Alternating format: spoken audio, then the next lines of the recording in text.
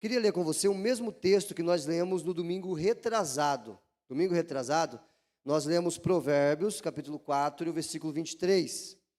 E nós falamos sobre como disciplinar as emoções. Quem esteve domingo retrasado e ouviu essa mensagem? Como disciplinar as emoções? Se você não ouviu ainda, ela está no canal da igreja. Tem também o resumo dessa mensagem no Face da igreja, no Insta da igreja e no canal, no grupo do WhatsApp, o resumo dessa mensagem. Então você só perde se você quiser. E essa mensagem que você vai ouvir agora, ao terminar do culto, o resumo dela vai estar por escrito também no Insta, no Face e no grupo do WhatsApp da igreja. Nós vamos falar sobre o tema mais sobre inteligência emocional. Esse é o tema, mais sobre inteligência emocional. Eu acredito que é bem propício para o momento. Nós estamos no Setembro Amarelo e na quarta-feira passada eu trouxe uma palestra, uma orientação sobre o que é essa campanha, o que é esse movimento. Hoje, infelizmente, tivemos mais uma perda trágica na cidade. Então, eu acredito que a igreja precisa ser o movimento principal quanto à saúde emocional, porque a Bíblia fala sobre isso. E se tem uma coisa que a gente precisa, sempre precisou, e principalmente agora, é equilíbrio emocional, saúde emocional. E eu quero ler esse texto com você. Na verdade, são 3 versículos, Provérbios 4 e 23, que vai dizer assim: acima de todas as coisas, guarde seu coração, pois ele dirige o rumo de sua vida. Coração aqui nesse texto é o centro das emoções, tá? Coração aqui, na mentalidade bíblica, é o centro das emoções. Então ele está orientando a que você cultive, a que você guarde, a que você cuide das suas emoções, porque devemos buscar maturidade nas nossas emoções. O segundo texto está em Provérbios 23, 7. Provérbios 23, 7. Eu não vou ler na minha versão, eu quero ler naquela versão lá, Guerra, Almeida, Revista e Corrigida. Se você achar aí, Almeida, Revista e Corrigida, porque na minha versão, na NVT, ela aparece um pouco diferente. Então, eu quero na Almeida, Revista e Corrigida. Na verdade, está aqui, né? O versículo está aqui. Nem precisa, Guerra, esse aqui é o versículo. E foi eu que preparei os slides, né, para você ver. Porque como imaginou na sua alma, assim é. Como imaginou na sua alma, assim é. Olha o poder do pensamento, o poder da imaginação, o poder da mente, o poder das emoções. Como você pensa, como você imagina, assim é. Você é o que você pensa, você é o que você come, você é o que você bebe, você é o que você coloca para dentro do seu corpo. E quando eu falo de emoções, você é tudo aquilo que você coloca para dentro da sua mente. Isso se torna parte de você. E tem mais um versículo ainda, em Romanos 12, lá no Novo Testamento agora, Romanos capítulo 12, e o versículo 2. Eu acredito que é um dos textos mais extraordinários da Bíblia, quando se fala de transformação de mentalidade.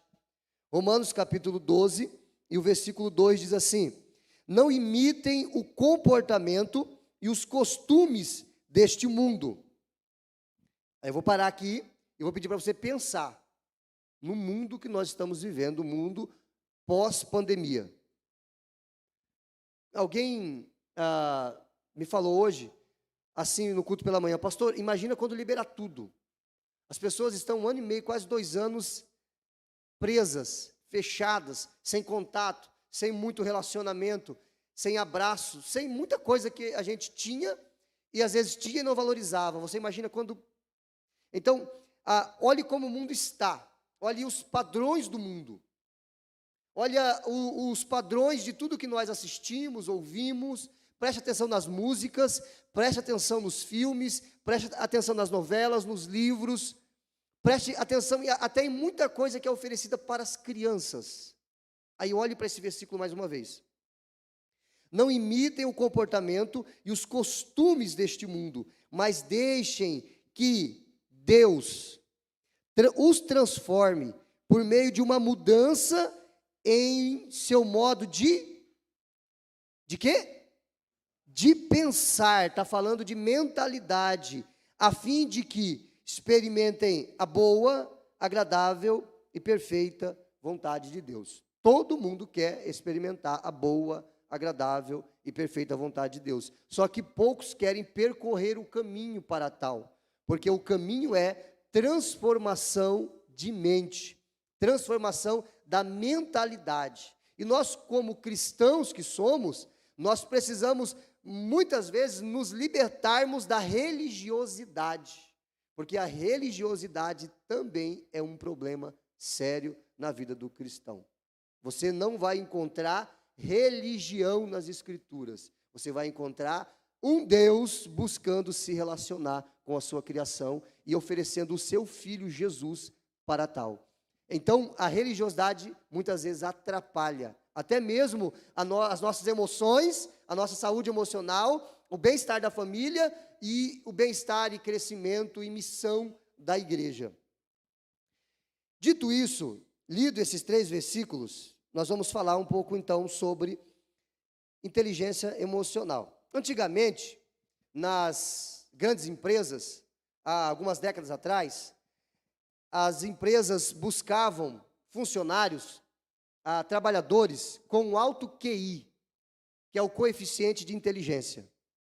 Quem tinha mais inteligência alcançava a determinada posição, a determinada vaga, enfim, que estava sendo oferecida ali. Nós já vamos para os pontos daqui a pouco, assim que eu fizer essa introdução com você. Acreditava-se que ser inteligente era o suficiente. As pessoas buscavam inteligência. Eu quero ser inteligente. Quem é inteligente faz a diferença. Quem é inteligente tem as melhores posições. Quem é inteligente tem os melhores cargos. Quem é inteligente tem as melhores profissões. E assim por diante. Percebeu-se então que estava faltando alguma coisa, porque só a inteligência não estava sendo suficiente, porque as pessoas estavam tendo dificuldade de se relacionar umas com as outras. Ciúmes, inveja, competição, passar a perna no outro, falar mal um do outro, e assim por diante. Então percebeu-se no meio empresarial a necessidade de se buscar pessoas com inteligência emocional. E olha só como é diferente. Saiu-se então daquela busca desenfreada por inteligência e passou-se a buscar então pessoas com as emoções maduras. E entendeu-se então que a inteligência emocional ela é tão importante quanto o ser inteligente. E é fácil você observar isso na vida das famílias. Eu conheço muitos casais, eu vou falar de casais, que são inteligentíssimos. Pessoas inteligentes, pessoas que tinham tudo para ter milhões na sua conta bancária, porque são pessoas bem-sucedidas, pessoas inteligentes, pessoas bem formadas, pessoas bem preparadas, só que a falta de inteligência emocional arrebentou com o casamento. E arrebentando com o casamento, arrebenta com o trabalho, com os recursos, com a família como um todo. Por quê? Porque não conseguia gerir as suas emoções no meio do relacionamento conjugal. E isso é em todas as esferas. É cada vez maior o número de pessoas cheias de informações, de conhecimento, com o advento da internet, banda larga, porém emocionalmente doentes. Pessoas emocionalmente doentes. Como que as emoções funcionam na nossa cabeça? Como é que é esse negócio? Você não vê, mas tem um mecanismo, uma engrenagem trabalhando aqui na sua cabeça, né, que, entendendo ou não, vão gerar os seus impulsos biológicos, as suas emoções. Impulsos biológicos dirigem as nossas emoções. Eu vou lhe dar alguns exemplos aqui para você entender melhor. Antes, você precisa entender que nós não podemos eliminar isso. Não tem como eliminar isso, mas tem como controlar. Você não pode eliminar o seu medo de alguma coisa, mas você pode controlar. Agora eu vou dar um exemplo para você. A minha esposa, a minha amada esposa, Denise, ela tem um medo, como todo mundo tem medo de alguma coisa. Ela tem medo de morrer em acidente de carro. Por isso, toda vez que ela entra num carro, ela tem enjoo. Você entendeu? O enjoo é a resposta do cérebro para o corpo de que ela está diante de um perigo iminente. A possibilidade do marido fazer uma barbeiragem e matar todo mundo. Eu sou meio barbeiro.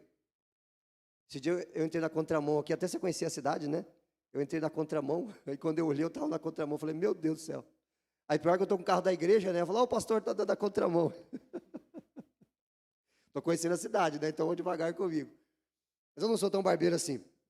Mas é um medo que ela tem. Eu tenho os meus medos. E o meu cérebro, ele avisa o meu corpo quando eu estou diante de algo que me causa medo. Tem mulheres que têm medo de barata, por exemplo. Confere ou não? Amém, irmãs? Não? Consigo ver o sorriso de vocês aqui através da máscara. Hã? Fica mais nojo, né? Tá bom. O inseto tão pequenininho, né, que é só pisar em cima e às vezes a gente tem um pavor. Tem homem que tem medo de barata também, né? Aí eu já fico meio assim, mas beleza, né? Cada um com seus medos, né? Vamos lá. Nós não podemos eliminar essas coisas, mas nós podemos controlar, educar. Eu brinco com a Denise que quando ela estiver dirigindo, ela vai ter que vencer o enjoo. Porque parece que quando você está dirigindo, você não sente essas coisas, né? Você sente quando você está no carona. E isso pode ser controlado. Olha só, como que isso funciona na nossa cabeça? A ordem é mais ou menos assim: circunstâncias ou informações que geram impulsos biológicos, que é a resposta do nosso cérebro ao corpo de que aquilo pode ser perigoso.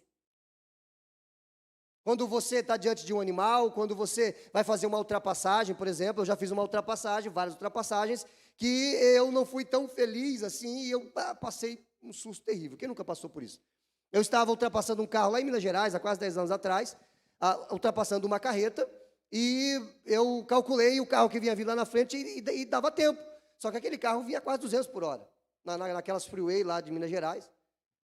E quando eu percebi, estava em cima. E foi a conta de entrar, para não dar uma colisão. O coração, a vontade era parar o carro, porque deu um desarranjo. Já aconteceu com você? Emoções. O cérebro avisando para o meu corpo que eu estou diante de um perigo iminente. Então não tem como fugir disso, nós somos seres humanos, não tem como fugir dessas coisas. Porque a primeira impressão para o cérebro é que aquilo que você está pensando já está acontecendo. Para o cérebro não tem diferença, você pensou, está acontecendo. Se eu convidar você, que tem medo de falar em público, porque é um dos maiores medos da humanidade falar em público, eu escolhi alguém aqui, eu chamar, vem cá para você trazer uma palavra aqui de 5 minutos.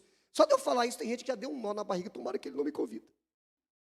Né? Já começa a suar as mãos. Por quê? Porque para o cérebro isso já está acontecendo.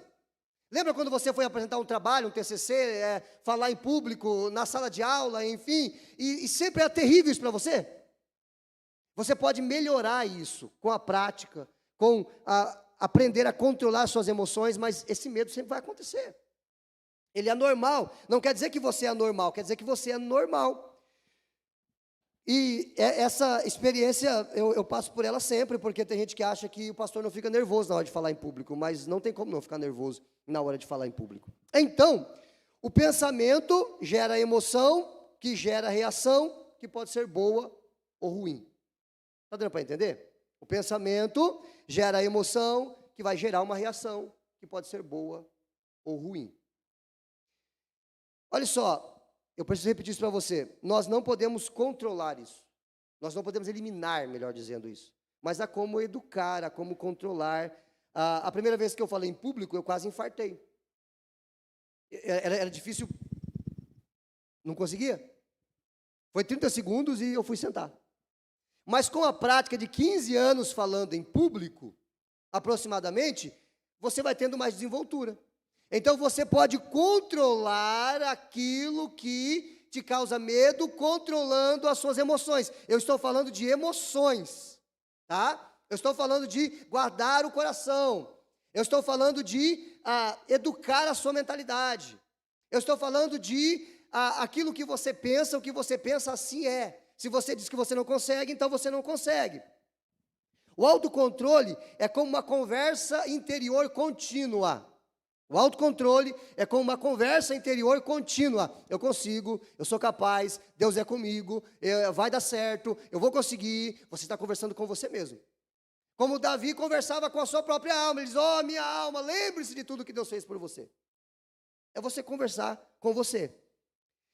Pessoas emocionalmente inteligentes, elas sentem mau humor, raiva, ciúme, medo, inveja, porque esse é um tabu. Tem gente que acha que para ser uma pessoa madura emocionalmente falando, é aquela pessoa que não sente raiva, que não sente inveja, que não sente ciúme, que não sente medo. Esse tipo de gente não existe. Esse tipo de gente não existe. Porque todo ser humano, maduro emocionalmente ou não, ele vai ter mau humor. Tem dia que eu estou de mau humor. Eu sou ser humano. Tem dia que eu sinto raiva, tem dia que eu sinto ciúme, tem dia que eu sinto medo, tem dia que eu sinto inveja. Sério, pastor? Sim, eu sou homem como você. Quem nunca sentiu inveja? E você, puxa, eu não posso ter esse tipo de sentimento. Mas ele vem, é automático. Quer dizer que eu sou ser humano. Então, esse tabu precisa ser quebrado. Pessoas emocionalmente inteligentes, emocionalmente maduras, sentem mau humor, raiva, ciúme, medo, inveja, como todas as outras. Mas a diferença é que elas estão trabalhando para controlar isso e canalizar esses sentimentos para algo que é útil. Por exemplo, a Bíblia diz que você pode se irar e não pecar. Você pode canalizar a sua ira, para que aquilo acabe desaguando em algo que é bom. Por exemplo, você está com ira, está com raiva, pega um saco de areia, pendura e vai dar porrada e chute. Você vê, daqui a pouco você está cansado, né? O cérebro vai avisar o corpo ali para você relaxar, vai vir ali as substâncias, os hormônios, e você vai relaxar e a raiva vai passar. Nós podemos ser pessoas mais equilibradas. Amém? Diga assim comigo, por favor. Eu posso ser uma pessoa mais equilibrada. Agora diga assim, amém. Glória a Deus. A inteligência emocional nos liberta de sermos prisioneiros dos nossos sentimentos. Tem gente que é escravo dos seus sentimentos, prisioneiro dos seus sentimentos. Não consegue ter êxito nos relacionamentos de todas as espécies, porque é escravo dos seus sentimentos. O ciúme exacerbado, por exemplo. Uma mulher ciumenta, um homem ciumento. Gente, que coisa terrível, tem ciúme da sombra. Como que um relacionamento pode subsistir dessa maneira? Muito complicado. Ok, pastor, tudo bem. Agora, qual é a receita para se alcançar a saúde emocional? Eu vou para a Bíblia. Mais uma vez para a Bíblia, porque é na Bíblia que eu aprendo como alcançar maturidade emocional. Porque maturidade emocional eu posso também chamar de maturidade espiritual, de maturidade conjugal, de maturidade cristã, de maturidade na fé. Agora, quais são os passos para isso? Eu preciso entender. Vai lá no último slide, por favor. Joga o último slide aqui na tela, por gentileza. Último slide, esse aqui. Eu preciso entender isso. E você vai ver eu falando sobre isso direto, porque se você não entender isso, você não vai entender quem você é. Eu sou um ser emocional, eu sou a alma, eu sou uma alma que habita em um corpo e tem um espírito. E tudo começa na espiritualidade. Se você não entender que você precisa ter uma espiritualidade focada em Jesus, conhecer quem é Jesus, amar a Jesus e deixar que isso flua através de você, que desdobre a sua alma, é uma outra mensagem que numa outra oportunidade eu vou compartilhar com vocês. Desdobre a sua alma, cure as suas feridas, as suas mazelas. Isso é um processo para toda a vida. E tudo começa pela espiritualidade, porque é a partir dali que Deus flui e culmina no seu corpo.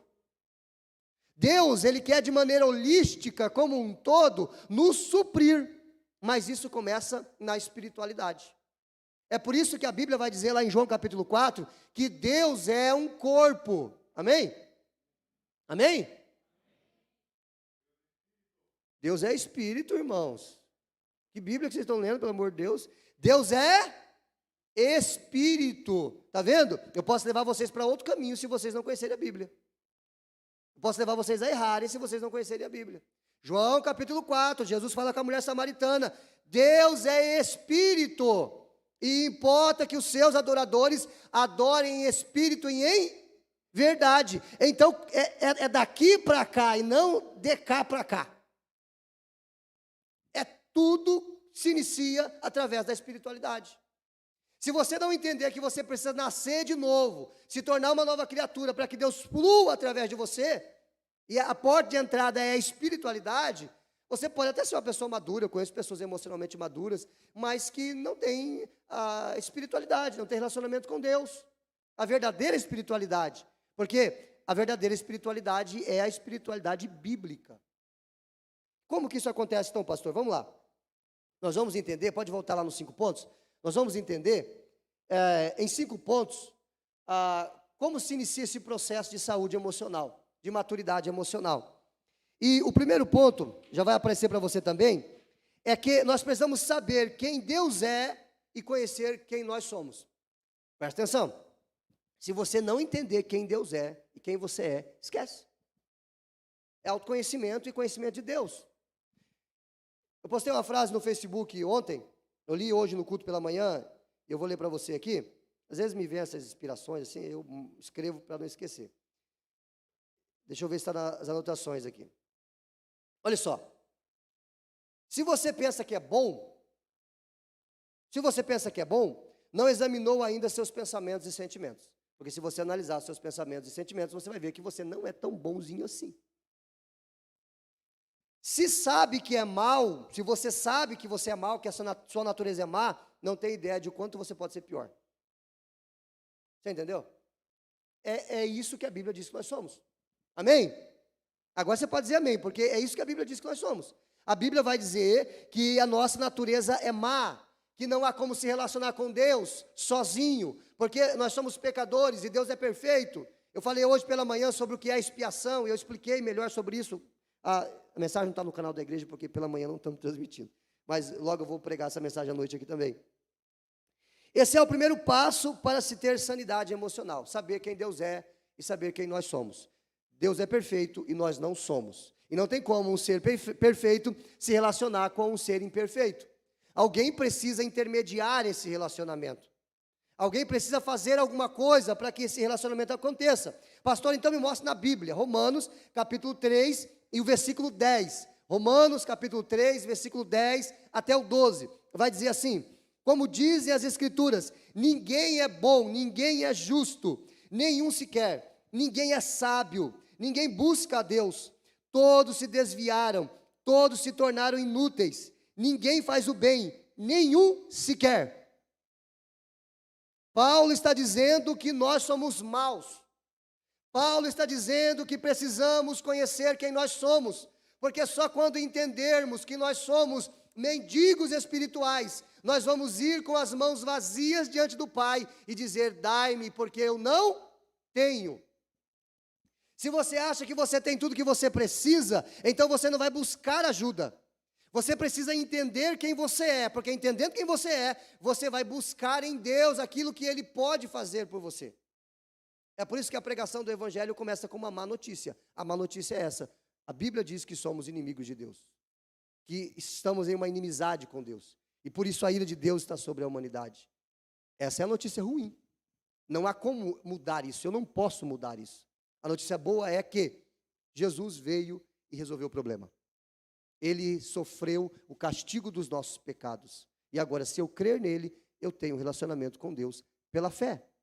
Eu começo com uma notícia ruim e termino com uma notícia boa. Porque se você não entender o estado que você está, você não vai entender o que Deus tem para você. Porque Ele é bom, porque Ele é justo e porque Ele é misericordioso. Então, o primeiro passo é saber quem Deus é e conhecer quem nós somos. Eu estou caminhando em direção à maturidade. Eu estou caminhando em direção à maturidade emocional. Deus é santo, Deus é perfeito e eu não sou. Segundo ponto, eu preciso conhecer o caminho que me leva a Deus. Só existe um caminho que me leva a Deus. Não tem 2 caminhos, não tem 3 caminhos, não tem 10 caminhos. Existe apenas um caminho. Eu fico extremamente chateado quando eu ouço as pessoas dizerem assim. As pessoas chegam para conversar com o pastor e querem mostrar que sabem, que são religiosas, né, e que entendem, e já chega falando da Bíblia, citando versículo que às vezes nem está na Bíblia, e diz assim: pastor, o importante é ter uma religião, né? eu já vou logo de cara, eu digo não. Não é. O importante é se relacionar com Jesus. Porque qual é a religião verdadeira? Não tem religião verdadeira. Jesus é o único caminho. Os demais supostos caminhos são confusão. Na Índia, ou melhor, no mundo, há mais de 10 mil seitas e religiões. Todas elas dizem te levar ao Supremo, ao Criador, ao Santíssimo, enfim. Todas elas prometem o que não podem cumprir. Porque somente Jesus tem essa autoridade. Ele é o caminho, a verdade e a vida. E ainda em Romanos, no capítulo 3, versículo 23 ao 24, vai dizer assim: porque todos pecaram e não alcançam o padrão da glória de Deus. Todos, todos. Abraão, Isaac, Jacó, Moisés, Elias, Jeremias, Pedro, Paulo, todos pecaram. Todos, sem exceção. Porque todos pecaram e não alcançam o padrão da glória de Deus. Ninguém consegue chegar lá. Mas ele quem? Jesus, em sua graça, nos declara justos por meio de Jesus Cristo. Ou melhor, ele que é em Deus, nos declara em sua graça justos, mediante por meio de Jesus Cristo, que nos resgatou do castigo por nossos pecados. Pecados gera castigo. Jesus foi castigado e punido na cruz no nosso lugar, para que pudéssemos então, através da fé, recebermos a salvação. Não tem ninguém que faz esse meio de campo, somente Jesus Cristo. Está escrito em João 14,6, Jesus falando: eu sou o caminho, eu sou a verdade, eu sou a vida. Ninguém vem ao Pai, senão por mim. Paulo ainda vai escrever que não há nenhum mediador entre Deus e os homens, senão Jesus Cristo, o homem. Somente Jesus faz essa mediação. Jesus é a ponte, Jesus é o caminho, Jesus é a estrada, é Jesus que me leva ao Pai. Então eu preciso entender quem Deus é, quem eu sou. Entendendo quem eu sou, eu preciso conhecer o caminho que me leva a esse Deus. E o caminho é Jesus Cristo de Nazaré. Amém, igreja? Terceiro ponto, eu preciso cooperar com Jesus nas áreas da minha vida que Ele deseja mudar. Ok, eu entendi quem Deus é, quem eu sou e que eu devo ir a Deus através de Jesus Cristo pela fé. E agora eu começo uma caminhada diária, um dia de cada vez com Jesus. E eu preciso cooperar com Jesus nas áreas da minha vida que Ele deseja mudar. Como isso acontece? O Espírito Santo habita em você. E Ele vai falar com você. Quando você pensar, agir de maneira imprópria, que vai prejudicar você, que vai prejudicar a sua família, que vai prejudicar as pessoas que fazem parte do seu ciclo de relacionamento. O Espírito Santo vai falar com você, Deus vai falar com você, através do conhecimento da Bíblia. João 15,15, por favor, acha para nós aí, João 15,15. Através do conhecimento da Bíblia, do conhecimento da palavra de Deus, eu vou sendo transformado. Lembra o que disse Paulo em Romanos 12, que eu li no início? E não vos conformeis com este mundo, mas transformai-vos pela renovação do vosso entendimento. Para quê? Para que experimentais qual seja a boa, agradável e perfeita vontade de Deus. A minha mente precisa ser doutrinada, transformada através do conhecimento da palavra de Deus. E João 15:5 vai dizer assim, 15:5, por favor. Verso 5, está no 15 aqui, isso. Sim, eu sou a videira, vocês os ramos. Quem permanece em mim, tem que permanecer. Tem que permanecer. Quem permanece em mim e eu nele, produz muito fruto. Pois sem mim, vocês não podem fazer coisa alguma. Gente, você quer algo mais claro do que isso? Eu preciso cooperar com Jesus para a transformação dele na minha vida. Não adianta eu dizer que, eu caminho com Jesus, eu sou cristão. Aí Jesus vai dizer assim, quem permanece em mim e eu nele produz muito fruto. Aí você diz assim, eu sou cristão, sou convertido. Mas e os frutos? Porque é os frutos que dizem. Você diz assim, eu sou um pé de laranja, mas quando a gente olha para você, a gente vê melancias. É incompatível, é incoerente. Você diz assim, eu sou um parreiral. mas a gente vai procurar uvas e não tem. A gente não vê uvas, a gente vê só espinhos. Não tem como. É por isso que Jesus vai dizer que pelo fruto você conhece a árvore. Olhe o fruto e você vai saber que tipo de árvore é. Se você pega uma melancia, você sabe que o pé de melancia, ele dá em ramas. Se você pega a uva, você conhece uva, você sabe que vem do parreiral. Se você pega uma laranja, você já vem na sua mente o pé de laranja. Então é pelo fruto que você conhece a árvore. Se a pessoa diz que mas o fruto não é compatível, então está faltando alguma coisa. Mas é claro que eu preciso compreender o processo. Eu estou em um processo. E nesse processo, ele é de cooperação. Se os meus frutos não são compatíveis com o que eu digo que eu sou, eu preciso reconhecer, me arrepender, me prostrar e dizer: Senhor, me ajude a cooperar com o Senhor naquilo que o Senhor quer realizar na minha vida. Amém, irmãos? Meu relacionamento com Jesus é de cooperação, e eu coopero com Ele e Ele me transforma. Não sou eu que me transformo, eu não tenho esse poder.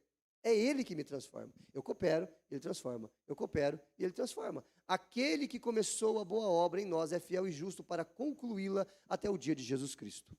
Estamos em obras, amém? Estamos em um processo, só que eu preciso admitir.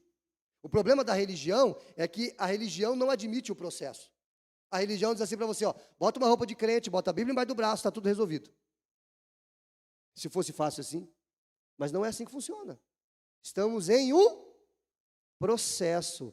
Hoje você vai tropicar. Agora, e quando eu caio, o que eu faço? Agora não tem mais jeito. Levanta, bate a poeira, se arrepende, pede misericórdia e continue a caminhada. Lembra de Pedro, quando ele afundou caminhando sobre as águas, Jesus disse assim: agora eu vou dar um pontapé para você morrer de uma vez. Foi isso que Jesus fez? Sim ou não, irmãos? Estou com medo de alguém dizer sim. Não foi. Jesus pegou na mão de Pedro: Pedrão, vem cá. Vem cá, vem comigo, vamos voltar para o barco. Porque é isso que Jesus faz. Enquanto você está disposto, Jesus está disposto. É por isso que você tem que entender que as misericórdias dele se renovam a cada manhã. Ele nunca vai nos lançar fora. Você lançaria um filho seu fora? Muito menos Deus. Agora, cada vez que você cai, você sofre. Cada vez que você erra, você sofre. Não é Deus que sofre.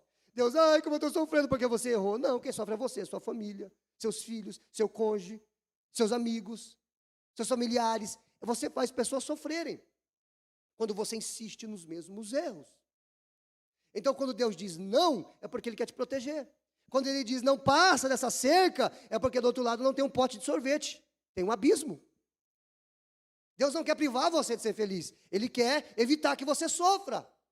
Então é melhor cooperar com Jesus, porque a gente vai sofrer menos. Não é que não vai sofrer, mas vai sofrer menos. Quarto ponto. Devemos ser como Jesus e considerar todos iguais diante de Deus. Devemos ser como Jesus e nos solidarizarmos com todos. Empatia. Todos são iguais diante de Deus. Ninguém é diferente. Nós precisamos ser empáticos com as pessoas. Nós precisamos entender que todos nós somos iguais. Não importa a cor da pele, a cor do cabelo, a posição social, o status social, enfim, não importa. Nós somos todos iguais. Deus não olha para a aparência. Deus olha para o coração. Nós somos iguais diante de Deus. Empatia não é sentir pelo outro, mas é sentir com o outro. Olha que diferente. É descer até o fundo do poço e fazer companhia para quem sofre, para quem precisa. É isso que a gente precisa entender. Não é ser herói, é ser amigo. As pessoas não precisam de heróis, as pessoas precisam de amigos. Porque Jesus, que é o nosso herói, Ele é nosso amigo. Ele disse que não nos chamaria mais de servos, mas de amigos. As pessoas precisam de amizades, de amigos, amigos que ouçam. Eu estava conversando com a Carol e o pastor IP ontem, lá em casa, e nós estávamos falando sobre isso. Como é difícil sentar com alguém para conversar hoje.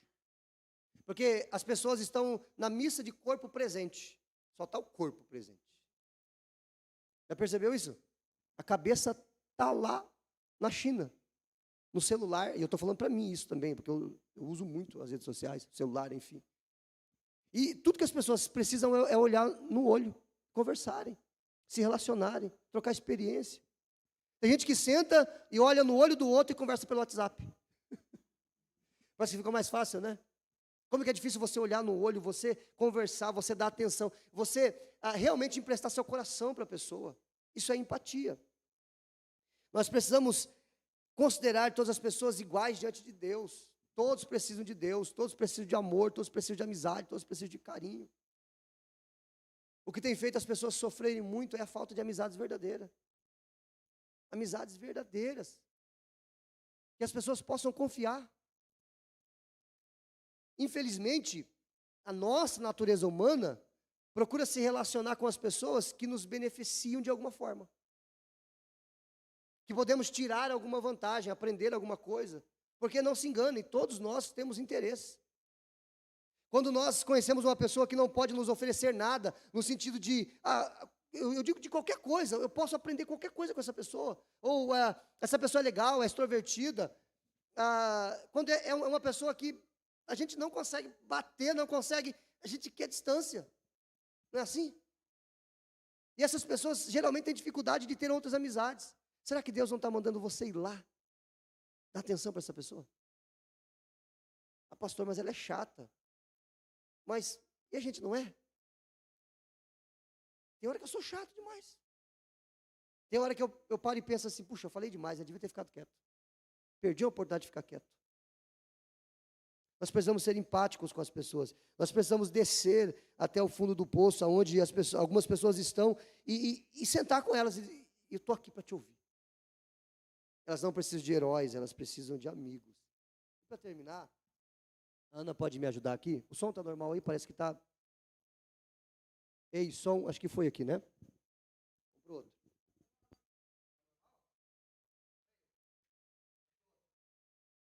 Só para garantir. Ó, isso parece estar melhor. Quinto ponto, então, para a gente concluir. Precisamos investir nos relacionamentos. Lembre-se que nós estamos em um processo. Conhecer a Deus e conhecer a nós mesmos. Conhecer o caminho que nos leva a Deus, que é Jesus Cristo. Cooperar com Jesus nas áreas da nossa vida que Ele deseja mudar. Entender que todas as pessoas são iguais diante de Deus. Nos solidarizarmos com essas pessoas. Ser empático. E último ponto, precisamos investir nos relacionamentos. Lembra que eu falei no início sobre inteligência? QI? Tem gente que é muito inteligente, mas não sabe se relacionar. Tem gente assim que parece que está em outro mundo de tanta inteligência, mas não consegue se relacionar. Tem hora que a gente tem que descer do nosso nível, nosso pedestal, e vir até o nível das pessoas, para se relacionar. Eu sou inteligente demais para... Que nada. Você é inteligente de menos. Quando você acha que sabe muito, você sabe nada. Quando você acha que é melhor, você é o pior. Quando você acha que tem que ser servido, você não entendeu o que Jesus veio fazer, porque Jesus veio para servir. Precisamos investir nos relacionamentos. Como cristãos, precisamos levar Jesus a todas as pessoas, e isso só é possível através dos relacionamentos. Repita comigo assim, R-I. Mais uma vez, R-I. Mais uma vez, 1, 2, 3. Alguém sabe o que é R-I? Relacionamento intencional. Eu preciso me relacionar com as pessoas de maneira intencional. Intencionalidade. Qual é a intenção? A intenção é ser bênção na vida dessas pessoas. Na vida do meu amigo, do meu vizinho. Como? Levando-os a Cristo. E às vezes não é preciso nem palavras para isso. Nós estamos no Setembro Amarelo e é tão triste ver coisas ruins acontecendo. Tão triste. É tão triste você ver famílias desestruturadas, famílias disfuncionais. É tão triste você ver um pai falando para um filho assim, faça o que eu faço, faça o que eu falo, mas não faça o que eu faço. Que ignorância, porque a criança ela vai fazer o que vê o pai fazer. Que ignorância, porque o filho vai fazer o que vê a mãe fazer. Os nossos filhos não fazem o que eles ouvem, de nós, eles fazem o que nós fazemos. Aí a gente pergunta depois, meu Deus, onde foi que eu errei? E como que tem gente que não admite isso? Não admite. Nós temos um tesouro nas nossas mãos, nossos filhos, eles estão olhando para nós. E eles vão repetir tudo. Onde é que você aprendeu isso, menino? Quer que eu te fale mesmo? Aprendeu com a gente.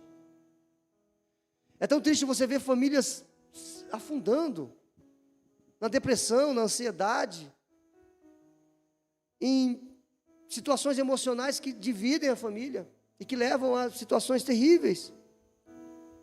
RI é relacionamento intencional. Eu preciso ser intencional nos meus relacionamentos. Eu não quero só amigos que gostem de mim. Eu quero amigos que eu possa levar a Cristo. E o RD, o que é o RD? É o relacionamento discipulador. Quando a pessoa ela demonstra interesse por Cristo, esse relacionamento se torna um discipulado. Eu vou ensinar essa pessoa a caminhar com Cristo. Eu tenho 15 anos de fé, sou pastor e sou discipulado até hoje. Tenho discipuladores que me discipulam até hoje, que eu confesso pecados, que eu abro o coração, que eu peço ajuda, que eu peço oração. Porque pastor também peca. Nós somos todos iguais. Todos iguais. E precisamos de uma pessoa, Jesus Cristo. E precisamos aprender a andar com Jesus Cristo. A gente aprende a vida toda a andar do nosso jeito. Mas como é que a gente anda com Jesus? Alguém precisa ajudar a gente. Romanos 12, 2. Transformação de mentalidade, transformação de entendimento. Deus quer transformar a nossa mente através do conhecimento da palavra de Deus. Precisamos investir nos relacionamentos. Então, saúde emocional começa com saúde espiritual. Aquela imagem lá do final. Saúde emocional começa com saúde espiritual. Quando você entende quem você é, quem Deus é, o caminho que te leva a Deus e você crê em Jesus, você recebe essa vida espiritual, o seu espírito recebe vida, e nós chamamos isso de quê? Regeneração. Você é regenerado, uma nova criatura. Você começa tudo de novo. E algumas pessoas dizem assim, agora, depois de tudo que fez, agora diz que se converteu. Graças a Deus que se converteu. Por que as pessoas não ficam felizes? Você imagina se eu não tivesse me convertido? Meu Jesus amado, eu nem sei onde é que eu estava. Acho que eu estaria incomodando um monte de gente. Aí tem gente da minha família que ainda diz assim, agora diz que se converteu. Aprontou até os 21 anos e agora diz que se converteu. Em vez de ficar feliz, né? Porque eu estou bem há 15 anos vivendo para Jesus. O ser humano é terrível. É por isso que existe o inferno. Regeneração acontece no espírito. Regeneração, novo nascimento. Santificação acontece na alma. Podemos chamar também de maturidade emocional. E glorificação acontece no corpo. Esse é o último aspecto, a última parte da salvação, quando vamos receber um corpo perfeito. Amém? Quando Jesus voltar, nós receberemos um corpo perfeito, assim como Jesus tem um corpo perfeito. E tudo isso aqui precisa de só vida, vida, vida, vida, vida no espírito, vida na alma, vida no corpo, vida no espírito, vida na alma, vida no corpo. Nós precisamos transbordar vida. Nós precisamos jorrar vida para esse mundo, porque Deus habita no cristão, o cristão genuíno, não nominal, mas genuíno, aquele que ama a Cristo e segue a Cristo.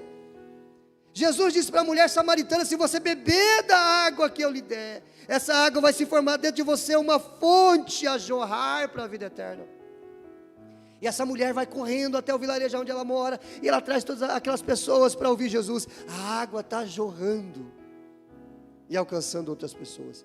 Vida, precisamos de vida e emanar vida.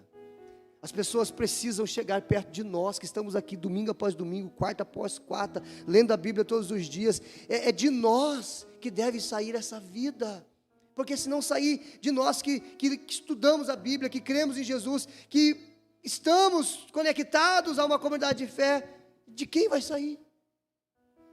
Agora, como é ruim quando a gente vai numa fonte com muita sede e você pega a água daquela fonte sedento e você vai levar até a sua boca para matar a sua sede.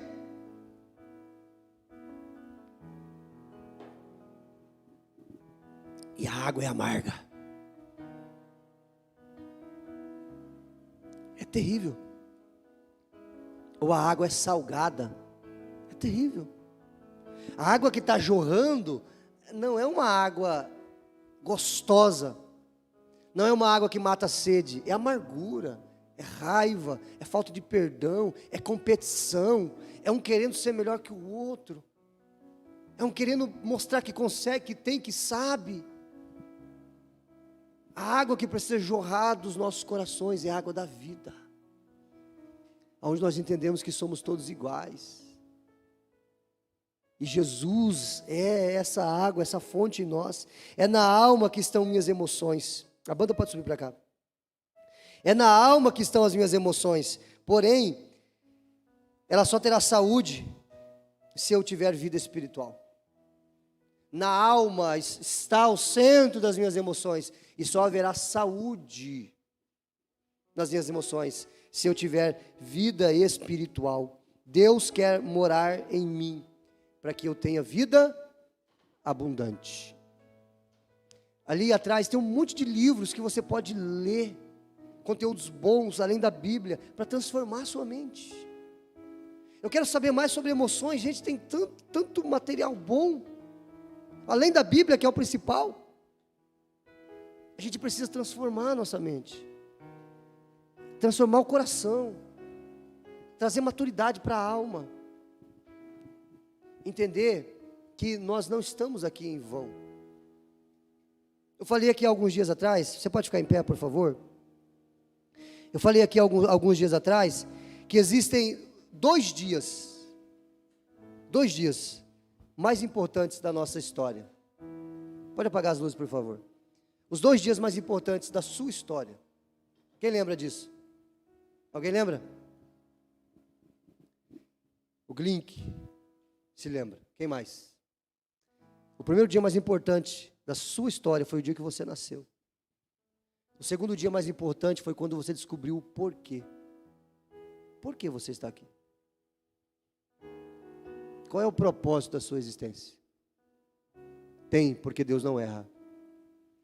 Deus quer que você seja luz, que você seja fonte, que você jorre essa água sobre a vida das pessoas, essa vida, essa fonte que é Jesus dentro de nós. Esse é o propósito, é sermos pequenos cristos. É para isso que eu estou aqui.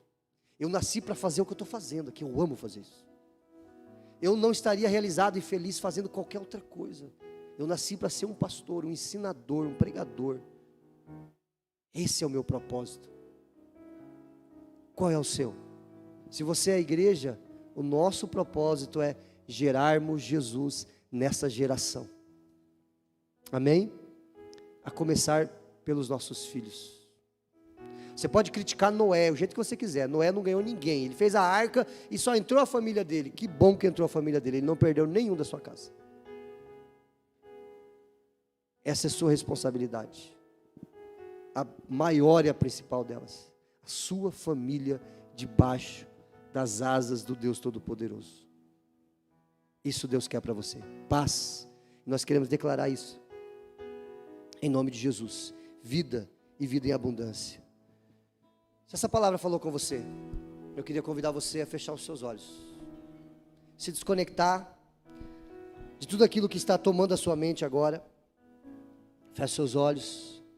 Se você está pensando em alguém que está sofrendo, se você está pensando em alguém que te fez sofrer, ou alguém que você fez sofrer,